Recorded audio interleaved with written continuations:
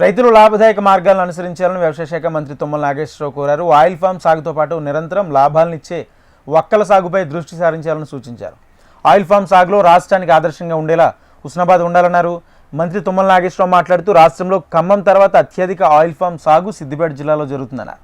August 15వ తేదీలోపు ముఖ్యమంత్రి చేతుల మీదుగా నర్మెట్టలో ఆయిల్ ఫామ్ ఫ్యాక్టరీ ప్రారంభిస్తామని వెల్లడించారు.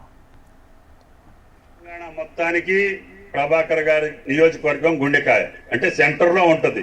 ఏ జిల్లా నుంచి అయినా సరే త్వరగా సిద్దిపేటకు రావచ్చు. మహబూబ్ నగర లేకపోతే ఆదిలాబాద్ లేదు ఉన్నాం. 1,00,000 టన్నులు పండుతుంటే 98% మన 2 రాష్ట్రాల్లోనే పండుతుంది. అందులో కూడా రేపు తెలంగాణ ఆంధ్ర కంటే మించిపోవాలి. 4 నెలల్లో కోసేస్తాం, మొక్కలు ఎదిగిపోతాయి. కాకపోతే వారానికి ఒక తడి 10 ఈనపగుళ్ళు పగిలినప్పుడు ఒక తడి పెట్టండి. వరి పొలంలో కూడా ఈ మొక్కలు పెంచుకోవచ్చు. టైం పోతే రాదు, డబ్బులు పోతే సంపాదిస్తాం గాని సమయం పోతే రాదు. కాబట్టి దయచేసి అందరూ మనసు పెట్టండి. ఆయిల్ ఫామే కాదు, ఒక్క కూడా ఉంది.